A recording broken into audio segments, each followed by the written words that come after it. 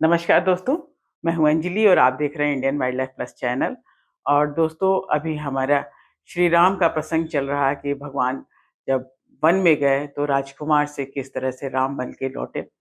और क्योंकि अभी इंडिया में भगवान का जो जन्मभूमि है अयोध्या, वहाँ पे उनका एक मंदिर बना है और उसकी प्राण प्रतिष्ठा हुई है। तो अभी माहौल इंडिया में भगवान राम का ही चल रहा है।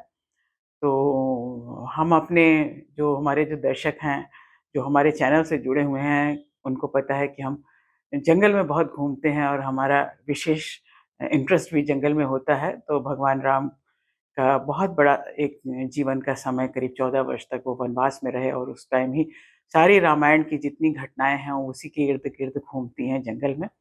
तो आज हम आपको श्रीलंका ले चलेंगे, जहाँ पर सीता जी को रावण हरण करके ले गया था और जहाँ पे उसको रखा था। तो चलिए हम आपको श्रीलंका ले चलते हैं।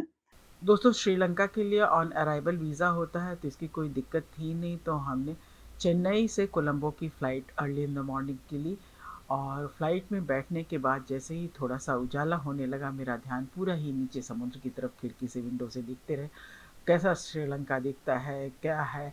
और सारी रामायण की कहानी हमारे दिमाग में उमड़ती घुमड़ती रही और यही सब सोचते विचारते हुए हम कोलंबो पहुंच गए। और कोलंबो से करीब 160 किलोमीटर की दूरी पर स्थित है सीता एलिया यानी अशोक वाटिका।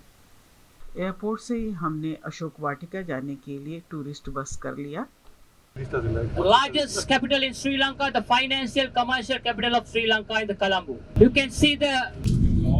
ओके मैं बोलेगा ये छोटा छोटा एरिया है ना मैडम, छोटा सिटी है ये देखो मंदिर देखो, अभी मस्जिद देखा, मंदिर देखा, अभी ये यहाँ का है, यहाँ है देखो बुद्ध का टेम्पल है। यहाँ बताया जा रहा है कि अशोक वाटिका महियांगना मध्य श्रीलंका स्थित नुआरा एलिया का एक पर्वत श्रृंखला है और यहीं के आसपास में सीता जी को रखा गया था। और यह स्थान जो है बौद्ध की प्रसिद्ध स्थली कैंडी से करीब 70 से 80 किलोमीटर की दूरी पर स्थित है। और यहाँ जाने के लिए बहुत सारे पब्लिक ट्रांसपोर्ट हैं जिससे जाया जा सकता है। और कैंडी से जैसे ही हम आगे बढ़ते हैं, चारों तरफ बहता पानी और बड़े बड़े पर्वत एकदम मन को मोह ले रहे हैं।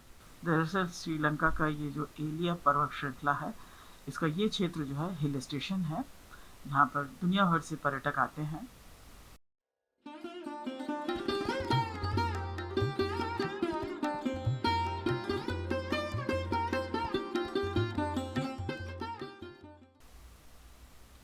जैसे ही हम थोड़ा आगे बढ़े, हमको पहाड़ों पर दोनों तरफ खूबसूरत चाय के बागान दिखने लगे।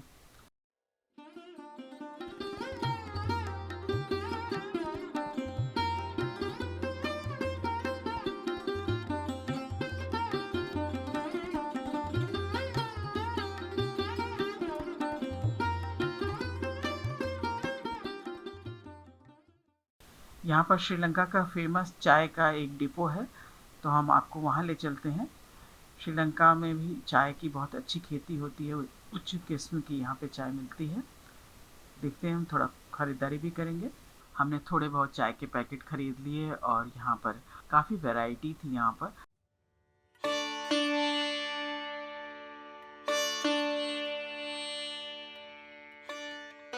तो अब आगे चलते हैं क्योंकि बहुत ज़्यादा एक्साइटमेंट है अशोक वाटिका देखने का। और काफ़ी यहाँ पे जगह जगह पे बारिश जैसा इतने घने बादल दिख रहे हैं, तो लग रहा है कि ऐसा ना हो कि हम कहीं बीच में ही हेल्ड अप हो जाए। अब हम एलिया पर्वत श्रृंखला के उस स्थान पर आ गए हैं जहाँ चारों तरफ ऊंचे ऊंचे पहाड़ हमें दिखाई दे रहे हैं और बहुत ही ज़्यादा यहाँ पे ग्रीनरी है, घने जंगल हैं ये, और इसके बीच से ये रास्ता निकल रहा है। और सबसे बड़ी बात तो ये है कि 5000 साल से ज़्यादा हो गए हैं। श्रीलंका में रामायण काल के ऐतिहासिक अवशेष आज भी पूरी दुनिया में चर्चा का विषय है। अशोक वाटिका जहाँ मौजूद है, अब वहाँ पहुँचने के लिए देखिए पहाड़ को काट के टनल बनाया गया है और टनल से निकलते ही देखिए हमको अब अशोक वाटिका दिखने लगी है। इसे यहाँ सीता एलिया या सीता कोटवा भी कहते हैं और यहाँ पे एक मंदिर बना हुआ है और हम मंदिर के बाहर पहुँच गए हैं। ये सीता माता मंदिर के नाम से जाना जाता है और ये पूरा क्षेत्र जो है देखिए कितना पीछे की तरफ मंदिर के कितनी ग्रीनरी दिखाई दे रही है, कितना पहाड़ दिखाई दे रहा है और यहाँ पर एक गुफा भी है। और ऐसा माना जाता है कि रावण ने सीता का हरण कर पुष्पक विमान से यहीं उतारा था और ये उसके महल के पास में ही था, क्योंकि सीता जी ने रावण के महल में जाने से मना कर दिया था। तो चलिए पहले मंदिर देखते हैं। देखिए कितना खूबसूरत मंदिर है।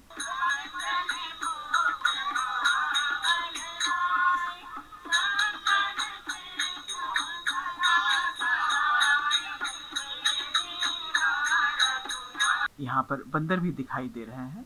हालांकि मंदिर ज़रूर नया बना हुआ है और बाहरी हिस्से पर ही राम दरबार सजा हुआ है, लेकिन मंदिर के भीतर पहुँचते ही एक अलग सी अनुभूति हो रही है और यहाँ पे पूजा अर्चना भी होती है।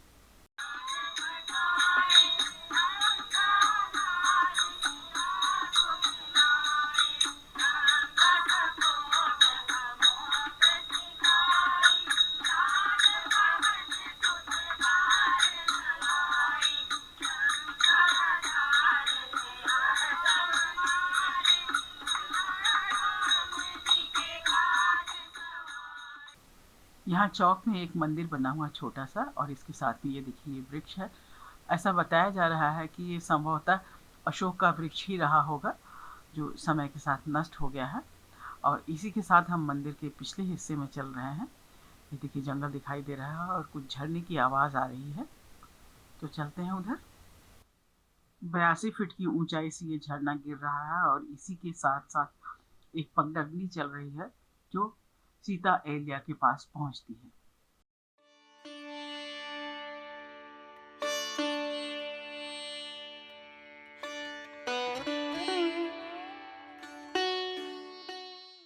देखिए नीचे चट्टान के ऊपर कुछ स्टैचूज बने हुए हैं। सीता जी बैठी हुई हैं और सामने हनुमान जी हाथ जोड़े खड़े हुए हैं। ऐसा माना जाता है कि ये वही चट्टान है जहाँ पर हनुमान जी सीता जी को भगवान राम की अंगूठी देने के लिए आए थे। और ये पत्थर के ऊपर बड़े बड़े जो गोल गोल निशान बने हुए हैं गड्ढे जैसे, ये कहते हैं कि हनुमान जी के पैरों के निशान हैं। ये जो ऊपर झरना बह रहा था वही यहाँ पर नीचे तक पानी आ रहा है और यहाँ के आसपास का वेजिटेशन भी 5000 सालों में अवश्य बदला है, क्योंकि अशोक के वृक्ष तो नज़र नहीं आ रहे हैं लेकिन और दूसरी तरह की बहुत घनी वनस्पतियाँ यहाँ ज़रूर हैं।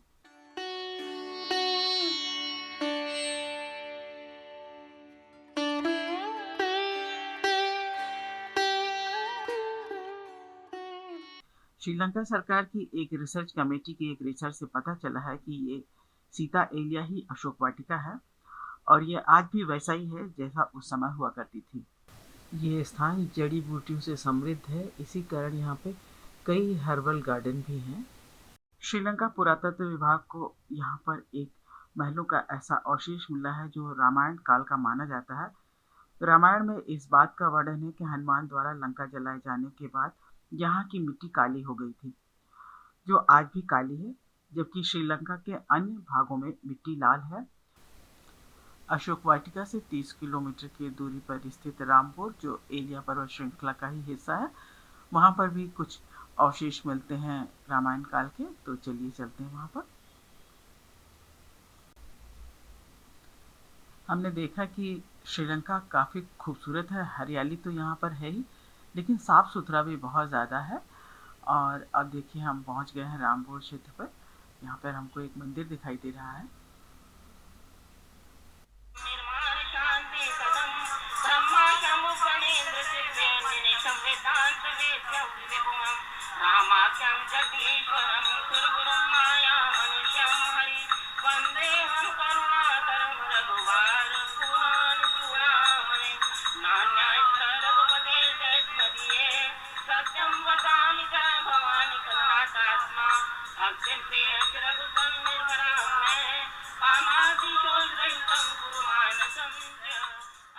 मंदिर में ऊपर जाने के लिए काफ़ी सीढ़ियाँ हैं और यहाँ पर पूरी तरीके से फ़ोटोग्राफी बिल्कुल मना है।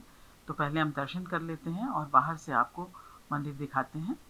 हम कोशिश करेंगे कि हम काफ़ी चीज़ें आपको दिखाएं, लेकिन जितना पॉसिबल होगा उतना दिखलाएंगे, क्योंकि आजकल बहुत सारी जगहों पे फ़ोटोग्राफी बैंड है। मंदिर के शिखर पर ही राम दरबार की मूर्ति सजी हुई है और भीतर की तरफ कैमरा ले जाना मना है और काफ़ी अंदर अंधेरा है, बस छोटी मोटी दीपक ही जल रहे हैं। लाइट और बल्ब जैसी कोई व्यवस्था यहाँ नहीं है।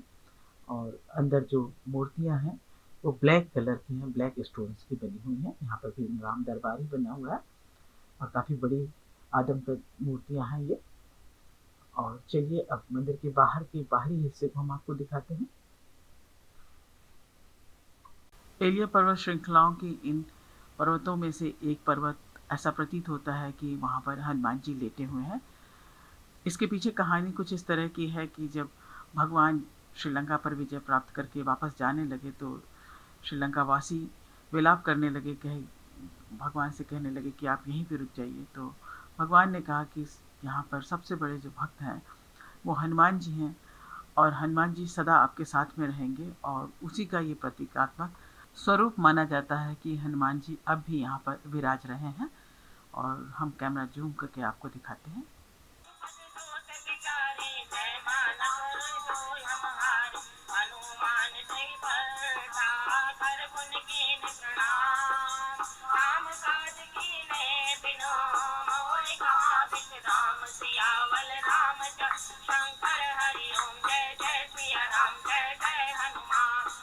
दोस्तों आपको हमारा ये एपिसोड कैसा लगा? अगर पसंद आया हो तो प्लीज़ लाइक कीजिए, शेयर कीजिए और सब्सक्राइब करना मत भूलिएगा।